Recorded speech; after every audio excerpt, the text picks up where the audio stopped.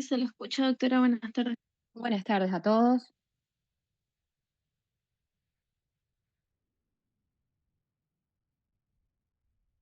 Bien, al final de la clase de hoy voy a explicarles acerca de las personas que no estuvieron presentes en el trabajo práctico pasado, que fue presencial en la facultad, este, que debieron acercar su justificación eh, por estar ausentes, porque los trabajos prácticos son obligatorios. Así que ahora, al final de la clase, les voy a hablar de eso,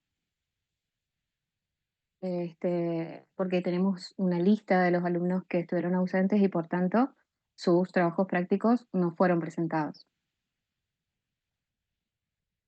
Bueno, me presento, yo soy la odontóloga Andrea Belén Blanco, soy docente en la cátedra desde hace unos buenos años, aproximadamente el año 2009.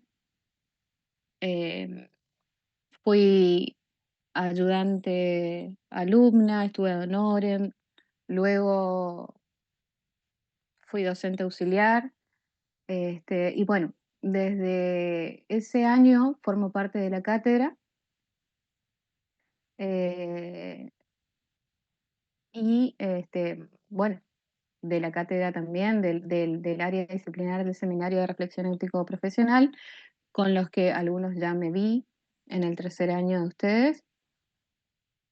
Así que bueno, Eh, espero que la información que comparte hoy con ustedes, que es más que nada, como siempre les dicen los docentes, eh, y guiarlos, instruirlos, evacuarles dudas, que puedan hacer consultas, que la información que ustedes tienen como material de estudio, que es sugerida y proporcionada por la cátedra, encuentre en este espacio que se propone que sea de interacción con ustedes, ustedes puedan llegar a comprender mejor los textos, el vocabulario. Así que bueno, hoy vamos a continuar con eh, el área que corresponde a la odontología forense dentro de esta disciplina y que fue introducida anteriormente por el doctor Monzón, con la parte de pericias, con el doctor Maidana también. Así que bueno, hoy vamos a continuar con el tema de criminalística y la identificación estomatológica. Y también eh, una de las técnicas de identificación que van a ver también en la próxima clase, que pertenece a la estomatología forense y que son los estudios de ADN, principalmente proporcionados o realizados a partir del estudio, del análisis y de la evaluación de las piezas dentarias como reservorio de la información genética y que permite y aporta a la justicia una técnica muy valiosa de identificación. Eso también vamos a ver hoy. Muy bien, les voy a empezar a compartir pantalla. Yo creo que voy a apagar mi cámara porque mi señal por ahí es bastante mala, así que yo igualmente me pueden interrumpir y consultar cualquier duda que tengan, que por ahí no se entienda o que yo voy muy rápido o ustedes me pueden hablar.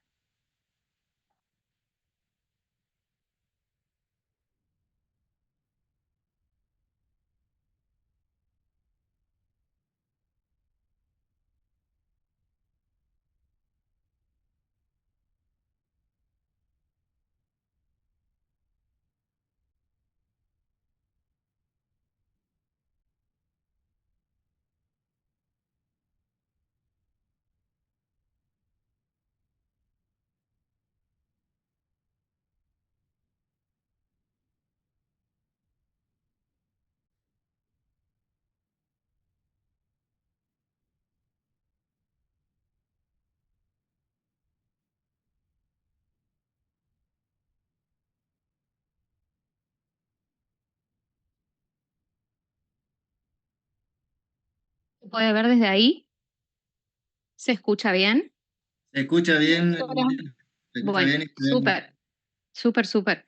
Muy bien, entonces, como les decía recién, vamos a introducirnos a una de las disciplinas más amplias que abarca, o sea, es multidisciplinar y que abarca o se compone, se apoya de otras disciplinas, de otras técnicas que tienen que ver con las ciencias forenses para permitirnos hacer una investigación de un delito, de un hecho criminal, y que al valernos de estas técnicas y de estas disciplinas, hacen que esta criminalística sea multidisciplinar, apoyándose en todos los contenidos que nos permiten arribar a una verdad.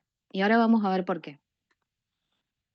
Como les decía, es una disciplina auxiliar del proceso judicial que se ocupa de analizar huellas, rastros y restos, todo lo que tiene que ver con lo que se interpreta como una evidencia. Ahora vamos a ver las diferencias entre una huella, una evidencia y una muestra. Todo esto nos va a permitir identificar los indicios que podamos encontrar en el lugar del hecho o la escena del crimen y que van a conectar al autor, ya sea el responsable de ese delito, el que sufre ese delito, o lo va a conectar con el hecho que se investiga. ¿Y todo con qué? Con el objeto de buscar la verdad, de esclarecer el hecho que se encuentra en estudio. Acuérdense que para que sea considerado un crimen, siempre vamos a hablar de una conducta, es decir, de la acción u omisión, pero que siempre va a estar tipificado por la ley como un hecho delictivo. Este delito, siempre se utiliza la palabra delito, acuérdense, como un término genérico, como una definición genérica del hecho que se está estudiando, y que crimen tiene que ver más con un hecho doloso, con el hecho de hacer referencia a un delito de gravedad o a un delito que ofende o que afecta a otras personas.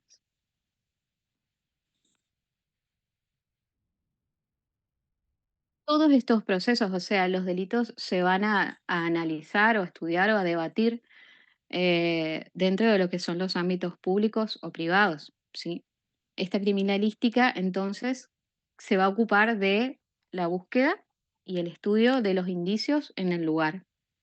Previo, ya vamos a ver ahora, toda una metodología, un estudio de un método, unos pasos, una planificación, todo tiene una planificación en pasos de qué se debe hacer primero, con qué se debe continuar, quiénes son los responsables en el lugar del hecho o la escena del crimen, todo con el objeto de determinar qué sucedió, qué realmente sucedió, si se trata de un accidente, de un suicidio, de un homicidio, y si el hecho que se cometió es delito, cómo se cometió, cuándo, por quiénes o por quién y dónde. Todo esto con el fin o con el objetivo de demostrar la culpabilidad o la inocencia de un sujeto determinado. Es decir, que todo esto se va a plantear a través de una investigación, de un proceso judicial, en donde el primer paso es recolectar esos indicios, buscar, estudiar, evaluar, analizar y después, de manera muy minuciosa y de manera muy completa y exhaustiva, esto se va a presentar a manera de prueba para que pueda finalmente llegarse a un dictamen y demostrar así la culpabilidad o no de un sujeto determinado. ¿Cuáles son los objetivos de esta investigación? Como decíamos recién, investigar qué sucedió en ese proceso judicial, qué es cómo se produjo, según los principios que ahora vamos a ver de la criminalística, que se emplean para que ese hecho que se está litigando, que se está enjuiciando, tenga una base científica, ¿sí?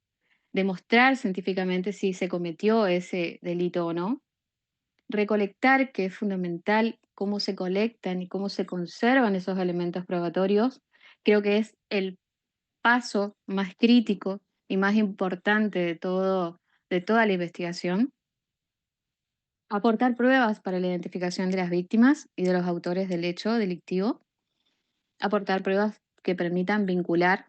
Siempre es muy importante que la prueba que se recolecte tenga un fin, tenga el fin de demostrar que se vincula a ese hecho se vincula a una persona específica y determinar así las responsabilidades del autor o los autores que pudieran haber cometido ese delito.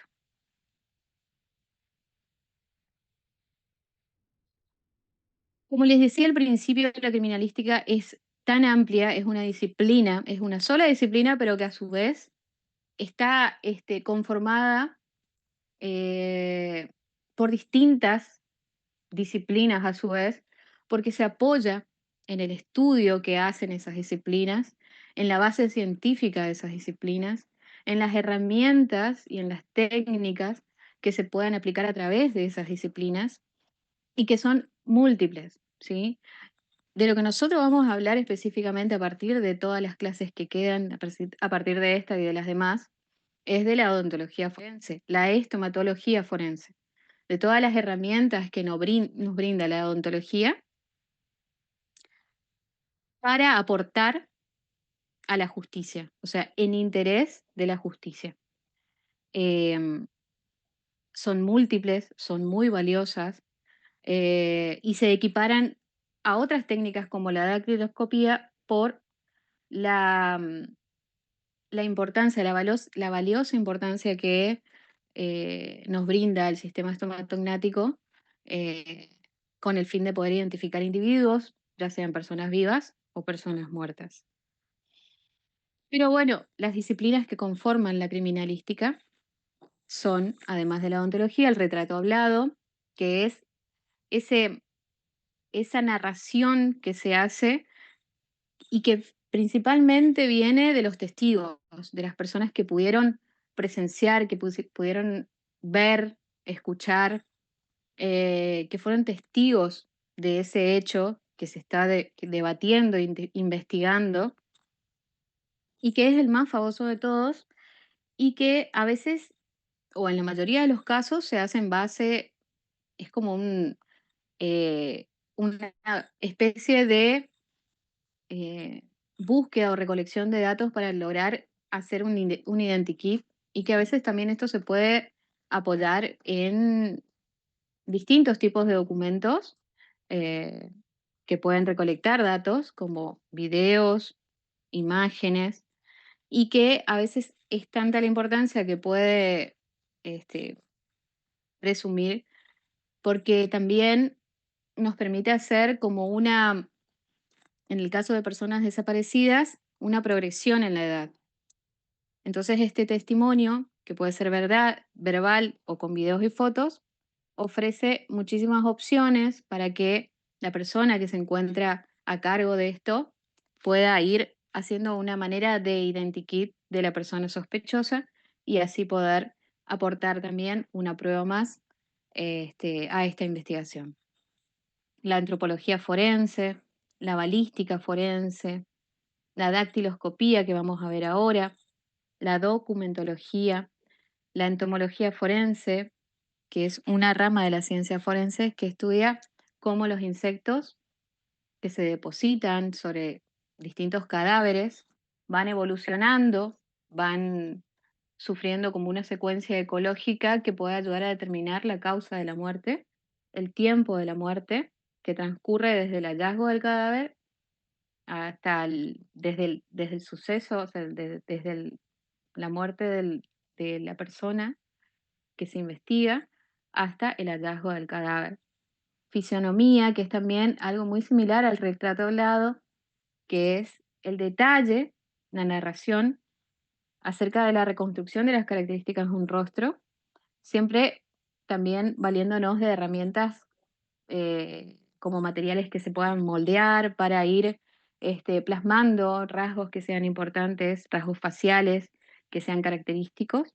La fotografía forense que vamos a ver ahora, la importancia eh, que a través de la fotografía podemos obtener acerca de la fijación de los elementos en la escena, en un lugar del hecho, en una escena del crimen, de la fijación de todos los elementos que son de importancia para la recolección de todo lo que aporte a la investigación, ya sean huellas, evidencias, eh, y todo lo que tenga que ver con cualquier otro indicio que se pueda moldear, que se pueda reconstruir.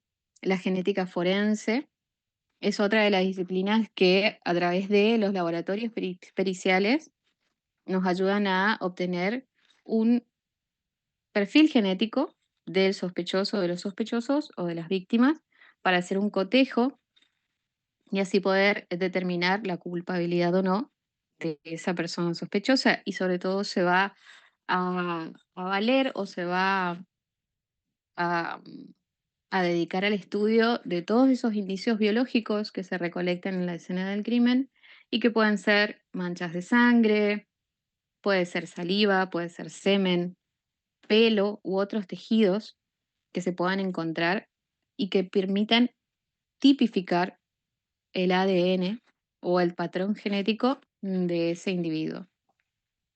La accidentología vial es otra de las ramas muy amplia también, porque estudia de forma integral el accidente de tránsito y recurre a la física, a la matemática, a las distintas ingenierías, a la medicina, a la química, a la informática y todo lo que tenga que aportar cualquier disciplina para el esclarecimiento de un hecho.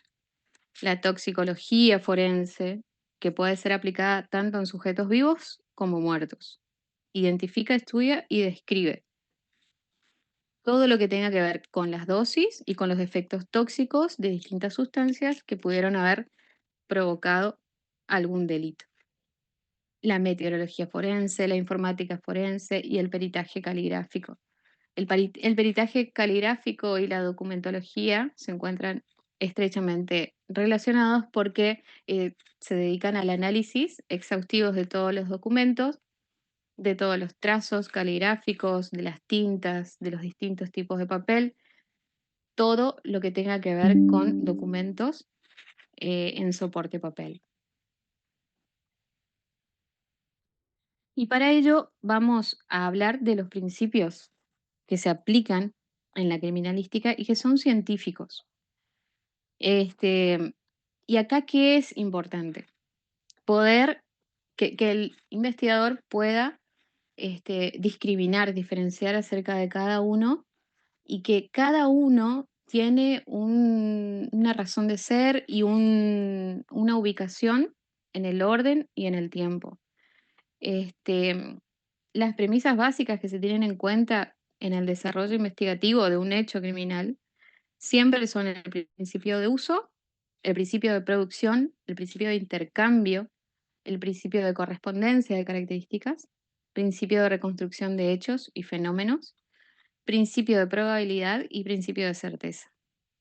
Todos estos principios son la base científica sobre la que se apoya la criminalística, que aplica la criminalística para llegar a la verdad. Y cuando hablamos de principio de uso y de producción, acá es muy similar o están muy relacionados. Hay una delgada línea que los separa para poder comprender cómo actúa uno y cómo actúa otro, cómo se aplica un principio de uso y el de producción, que son bastante similares. El principio de uso nos hace referencia a que sí o sí la persona que cometió un delito se valió de algún agente material para cometer ese ilícito. Y el principio de producción explica que un agente vulnerante puede ser definido como ese elemento o instrumento que es de muy variada índole, o sea, puede tener naturaleza, pero muy diversa, porque hoy lo que actúa como arma o lo que actúa como un agente vulnerante, un agente contundente, puede ser muy variado y cuya acción produce o causa una alteración sobre una superficie X, una superficie determinada. Pero siempre teniendo en cuenta que este contacto o esta acción es violenta. Y esto puede ser de distinta naturaleza, como decíamos recién, pueden ser mecánicos, físicos, biológicos, químicos, y lo que siempre van a producir, por eso se llama producción, uso y producción, son indicios o evidencias materiales, siempre en el lugar del hecho o la escena del crimen, que ahora vamos a ver la diferencia, siempre podemos encontrar indicios o evidencias materiales de múltiples variedades, de diferentes morfologías, que van a representar eso que estamos buscando, un elemento que reconstruya y que identifique. ¿Sí? ¿Qué ejemplos podemos utilizar?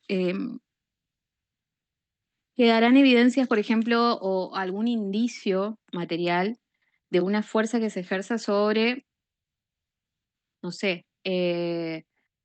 la proyección de un proyectil, sí, de un proyectil, por las estrías que van a quedar impresas en el cuerpo del proyectil cuando se usa determinada arma. Este, es decir, son múltiples las morfologías que van a quedar como rastros o como evidencias y que se puedan recolectar o colectar de la escena del hecho. El principio de intercambio habla de que cuando se consuma un hecho, y de acuerdo a las características de cómo se produce, o sea, de cuál fue su mecanismo, se va a producir, se va a originar un intercambio de indicios. ¿Entre quiénes? Entre los participantes. Y estos son víctima y victimario y el lugar del hecho o la escena del crimen. Y acá es importante que se comprenda qué sucede en el principio de intercambio, qué se estudia a través de este principio. Lo que queremos obtener es rastros o evidencias, indicios, en tanto sea en el sospechoso del autor del crimen o del delito, como en la víctima. Y también entre estos dos y el lugar del hecho, en donde se consumó el delito o el crimen propiamente dicho. Puede ser una lucha, una pelea, un intercambio violento entre dos personas, no sé, en el living de una casa se produce, el agresor va a dejar sus propias características en la víctima, ya sea que la riña haya sido, no sé, a través de mordeduras, de golpes, de un arañazo, eh, y a veces hasta los mismos cabellos pueden quedar entre los dedos de la persona que está siendo agredida. Y a su vez, la víctima se va a llevar elementos varios, que pueden ser las fibras de la ropa, golpes, lesiones también. Entonces, es ese intercambio que queda de a veces fluidos biológicos, elementos biológicos, indicios biológicos que van a servir de estudio, que van a ser recolectados como indicios para después ser estudiados y finalmente ser aportados al proceso judicial como una prueba. Y en el lugar derecho también puede contener elementos de ambos contendientes de la pelea como sangre, pelos, pisadas, huellas dactilares, rotura de vidrio, fragmentos de vidrio, impactos de proyectiles de arma de fuego, arma blanca que se pudiera utilizar, cualquier elemento contundente que haya podido originar una lesión o una herida de muerte en la persona que se investiga. El principio de correspondencia de características habla de la acción dinámica de estos agentes mecánicos sobre el cuerpo que va a dejar también una impronta, va a dejar impresas sus características. Y de esta manera va a reproducir la forma o la figura de esa cara que impacta.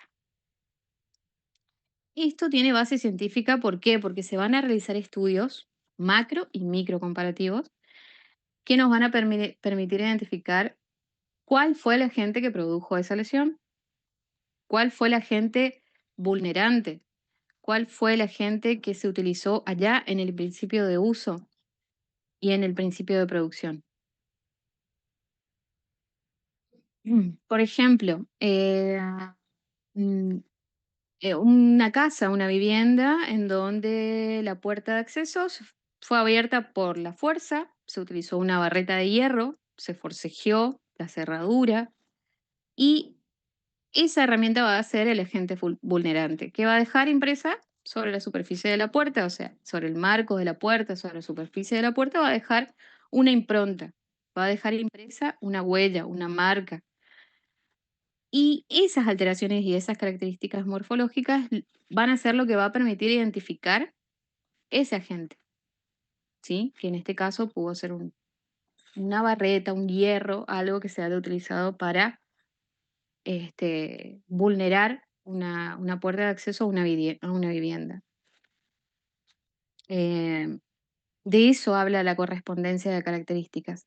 Tratar de identificar una morfología determinada para hacer la correspondencia con un posible elemento material que haya provocado esa lesión.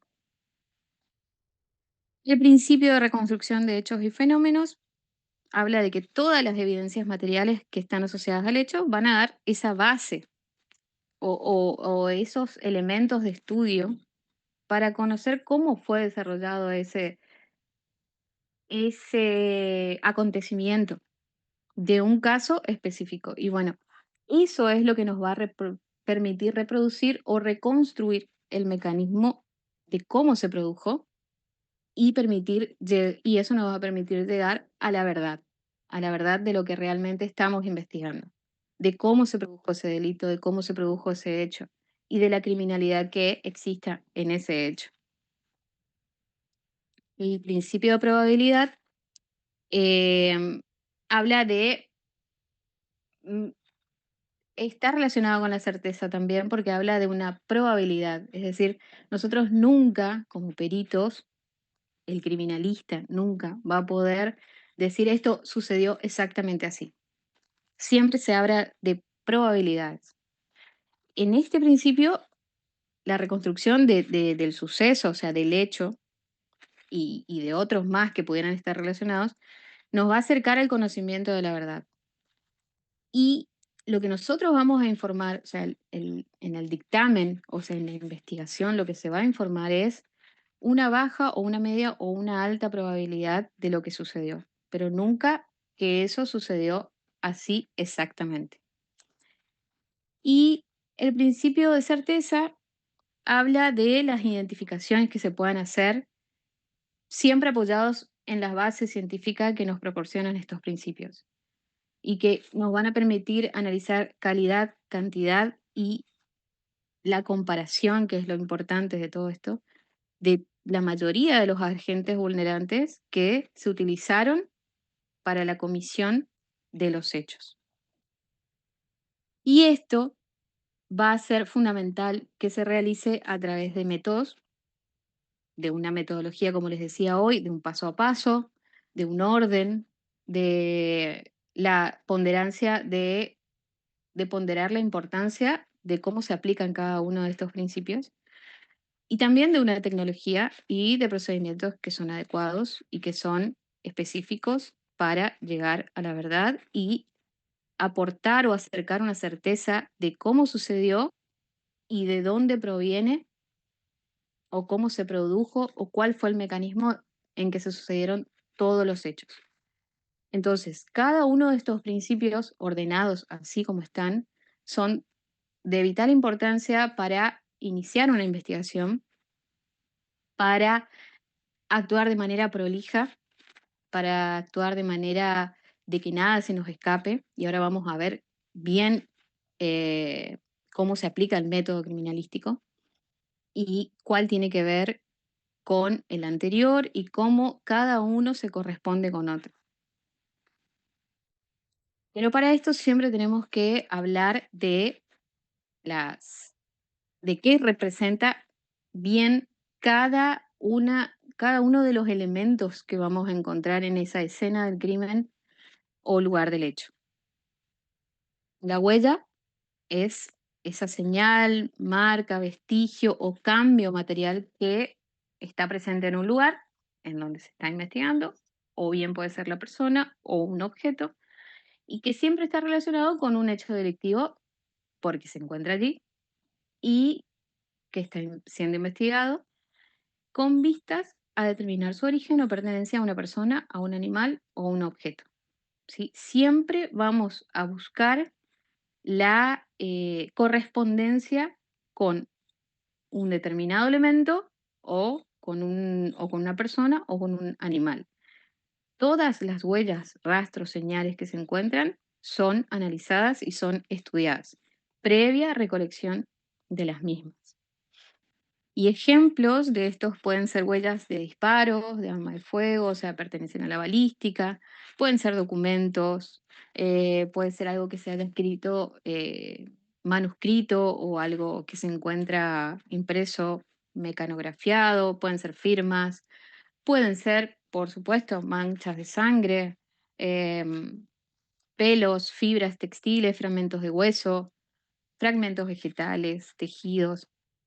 También podemos encontrar drogas, toxicología. A veces incluso se puede eh, tratar de aromas, olores que son representadas o son identificadas como huellas. La evidencia, sin embargo, y acá la diferencia es el objeto que se relaciona con un hecho delictivo y que ocupado en el lugar del suceso o durante la realización de un delito, generalmente porta huellas y ese objeto es lo que se remite al laboratorio, con el objeto de investigarlo. ¿Sí? Los laboratorios periciales, los laboratorios de genética, se envían muchas evidencias de toda índole, de toda variedad, y que son estudiadas muy minuciosamente, con el objeto de encontrar en ellas eh, material de análisis, material de estudio, que principalmente tiene que ver con la obtención de un perfil genético, de un patrón que nos permite identificar un individuo. Y las muestras son elementos indubitados, que no, eso significa que no hay lugar a dudas, o sea, sabemos que esa muestra tiene un origen y sabemos cuál es ese origen. Y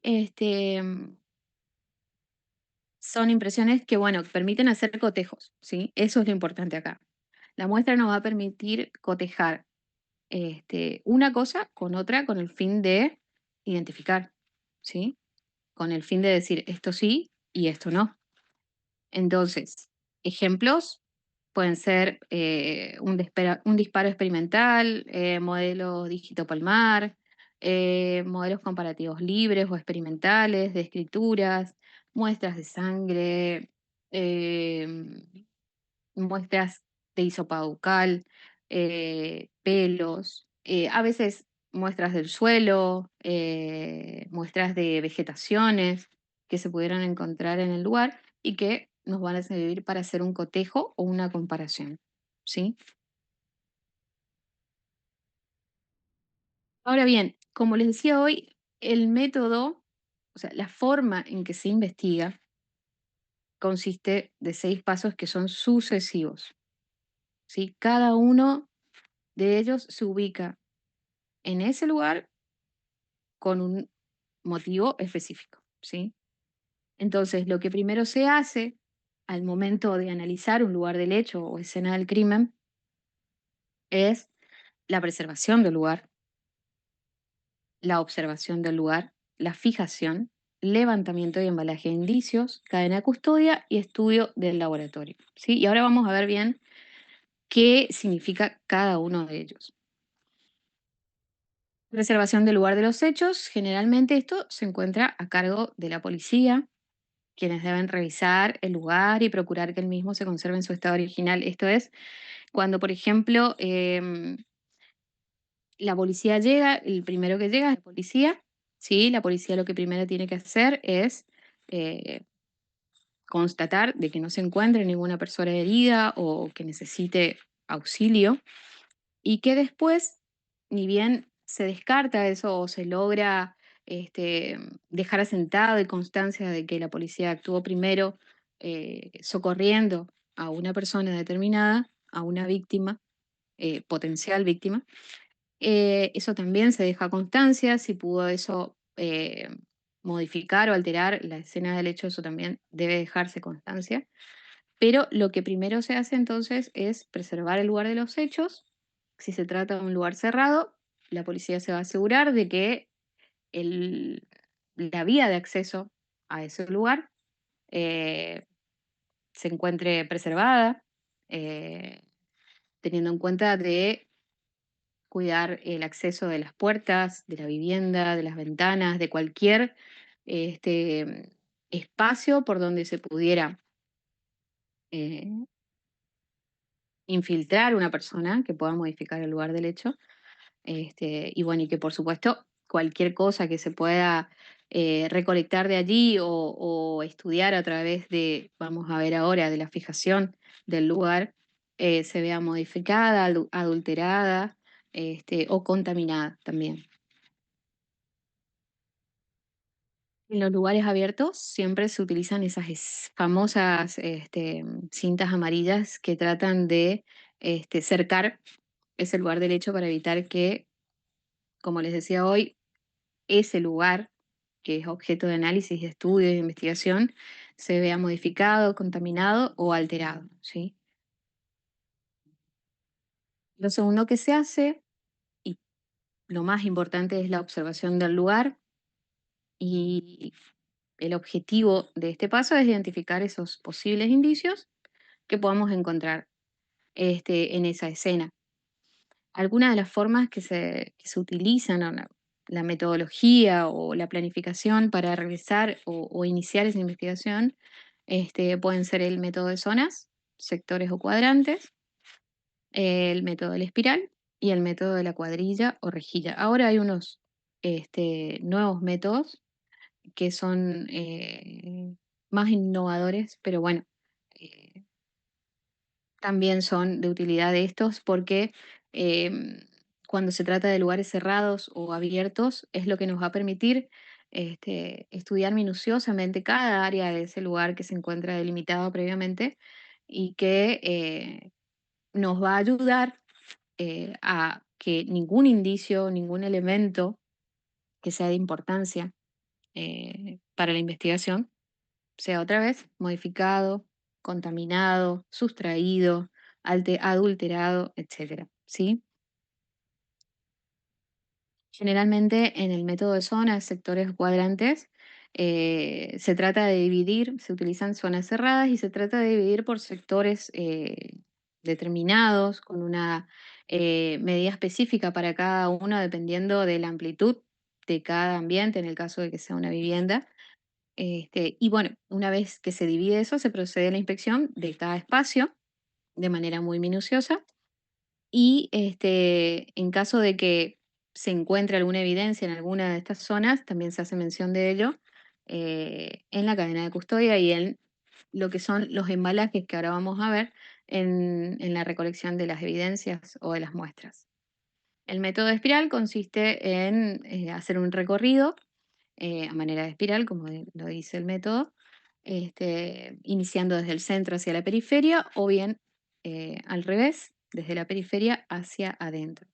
Y el método de la cuadrilla o rejilla consiste en trazar una cuadrícula y recorrerla de manera simultánea por más de dos peritos, de manera que uno haga el recorrido de manera horizontal y vertical y que de esta manera, por supuesto, que vamos a evitar que se nos pase por alto cualquier elemento que pudiera ser de importancia para la investigación. La fijación, como les decía hoy, consiste en documentar convenientemente todos los indicios antes de ser tocados o movidos de manera que se conserve la evidencia gráfica del estado en que fueron encontrados en la escena del crimen. Y para esto existen distintos métodos, otra vez, y esto es la descripción escrita, la fotografía forense, la planimetría forense y el moldeado, ¿sí? La descripción escrita es como veíamos hoy con respecto al retrato hablado, es todo lo que se deja detallado a manera de narración de lo que se está observando, ¿sí? De un hecho específico. Entonces, se deja constancia de lo que estamos observando previamente a que cada uno de los indicios que estamos observando sea tocado o sea recolectado o sea movido con el objeto, por supuesto, de, de investigarlo, pero previamente se hace una fijación de todo el lugar del hecho. Se debe dejar constancia también de las dimensiones del lugar, por supuesto que del lugar, de la fecha y la hora, de las personas que están interviniendo, de los distintos peritos, porque existen distintos tipos de peritos que puedan encontrarse, que hayan acudido a ese lugar de escena, a ese lugar del hecho, y que se encuentren investigando o recolectando evidencias. También, bueno, se puede dejar constancia de la temperatura del lugar, que aporta muchísima información al momento de hacer un estudio, cuando se trata de investigar o de analizar evidencias biológicas. La temperatura del lugar tiene mucho que ver porque influye directamente en el resultado de lo que se está analizando o evaluando, porque modifica considerablemente lo que son las muestras biológicas. Entonces, debe dejarse constancia de la temperatura del lugar. Y bueno, de esta manera, con la descripción escrita, se deja sentado todo lo que tenga que ser de interés, lo que pueda ser de interés y que aporte información a la investigación. La fotografía forense lo que nos permite es comprobar cómo se fue desarrollando ese trabajo de investigación. Y lo que se hace primero cuando se ingresa a un lugar del hecho es hacer tomas fotográficas de todo, pero sobre todo una principal, no principal, sino la primera que se realiza es una toma panorámica del ambiente, del lugar que se encuentra delimitado, del lugar que estamos observando y que va a ser objeto de análisis, y una más minuciosa o más cercana a cada evidencia que se va a recolectar, previamente a que se recolecta y posteriormente también. Y de importancia es que a la hora o previamente a recolectar estas evidencias o indicios, contemos con elementos como lo son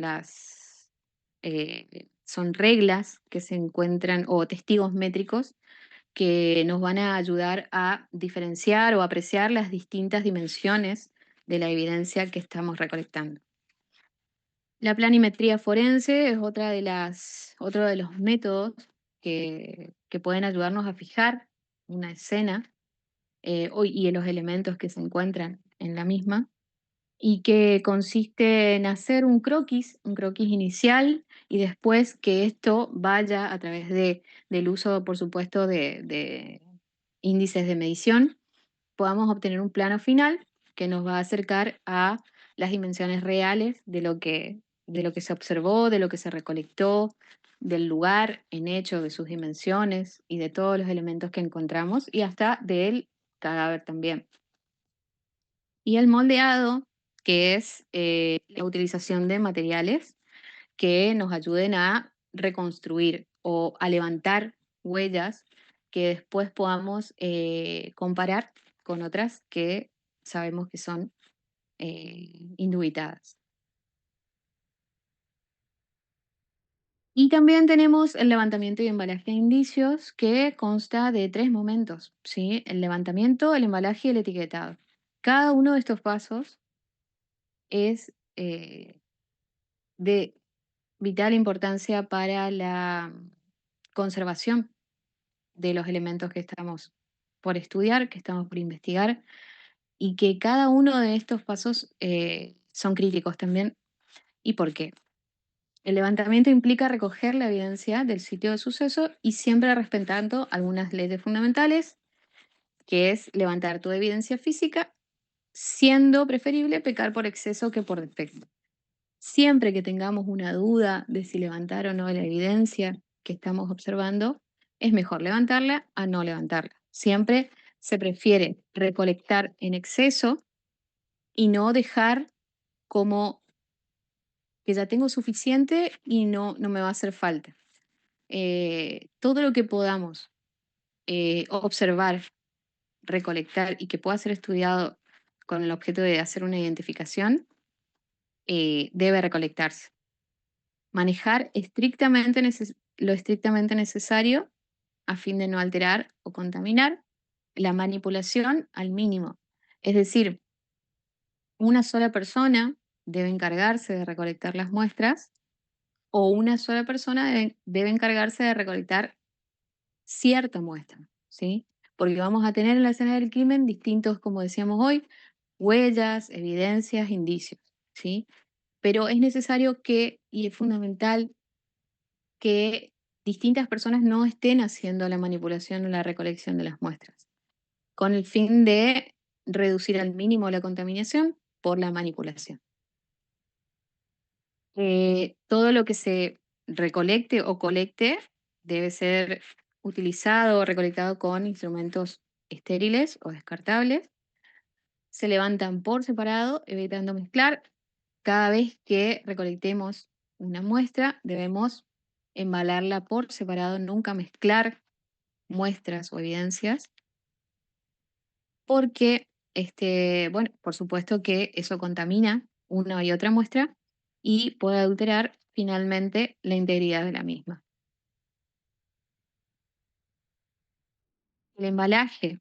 El embalaje es algo también muy importante, porque es la maniobra que se realiza para guardar, inmovilizar y lograr la protección de un indicio. Siempre que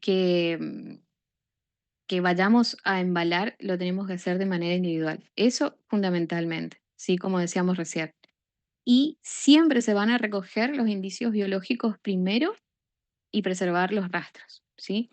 Acuérdense que todo esto que se hace en el lugar del hecho o en la escena del crimen deben constar, o sea, las personas que se encuentran trabajando, que se encuentran peritando, deben utilizar medidas de bioseguridad, herramientas, elementos de bioseguridad, ropa protectora, guantes limpios, deben cambiarse los guantes cada vez que manipulan indicios biológicos, porque esto también es un factor de contaminación.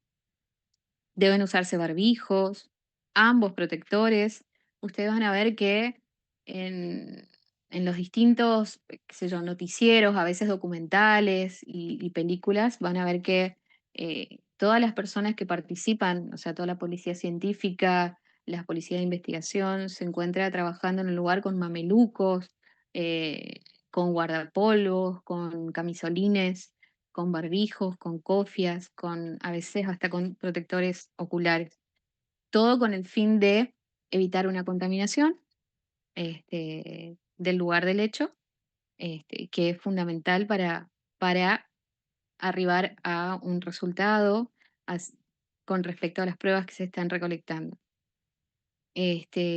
Todo el material que, como les decía recién, tiene que ser descartable para extremar todas esas condiciones de asepsia. Se embala todo por separado, se usa siempre bolsas de papel o cajas de cartón, ¿sí? Siempre que se recolecten indicios biológicos, se utilizan estos materiales porque van a preservar, o sea, van a preservar a las muestras o a todo lo biológico de la degradación que puedan sufrir por los efectos de la temperatura, eh, ya que eso, todo lo biológico, todos los tejidos blandos y todo lo que pueda contener ADN se degrada muy fácilmente, muy rápidamente, cuando son colocados en contenedores de plástico, porque eso contribuye a la producción de humedad y la degradación consecuente.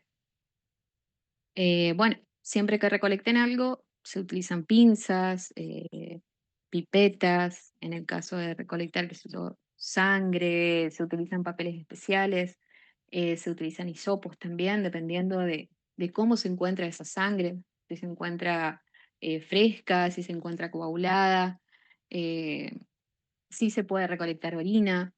eh, y bueno, nunca que se recolecte un indicio biológico se le debe añadir algún conservante ni nada, sino que se lo coloca en bolsas de papel, eh, o se lo puede embalar también en cajas de cartón, dependiendo del tamaño de la muestra que vayan a colectar, pero siempre cubriéndolo con sal gruesa y con ningún otro conservante más.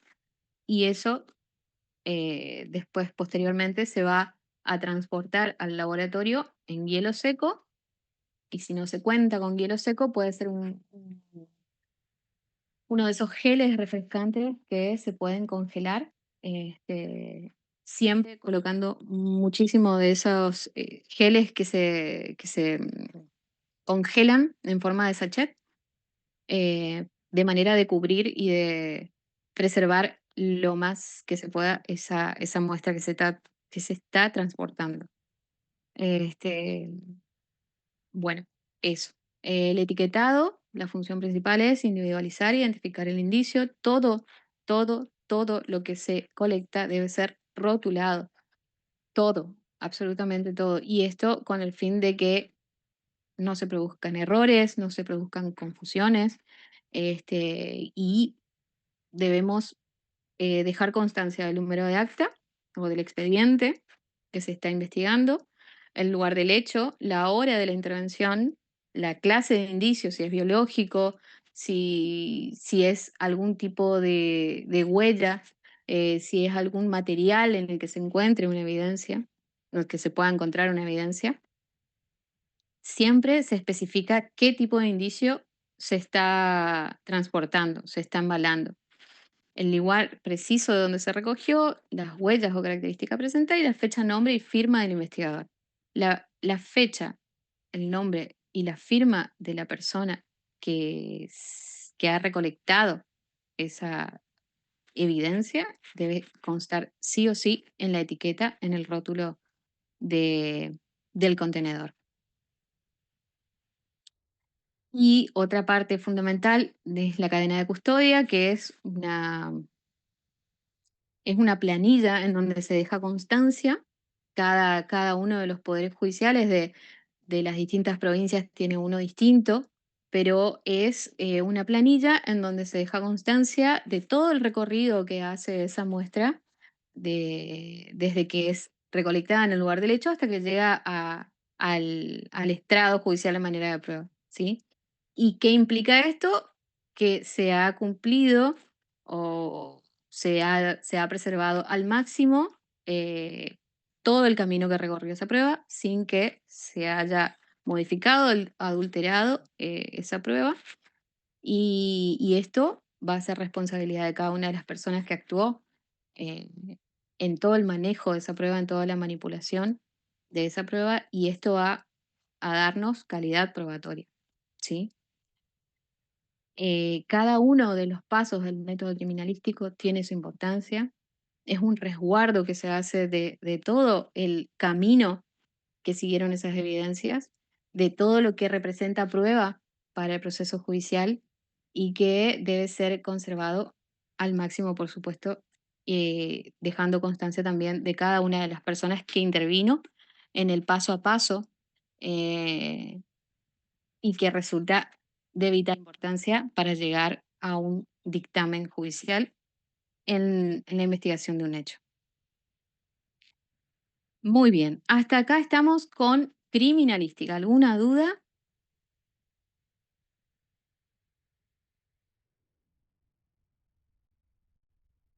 ¿Me escuchó todo? Porque ya veo que estuve hablando. Sí, doctora, se ¿Me entiende. Sí, escuchó todo? profesor, doctor. Súper. Vamos a pasar al otro tema entonces, que es identidad e identificación.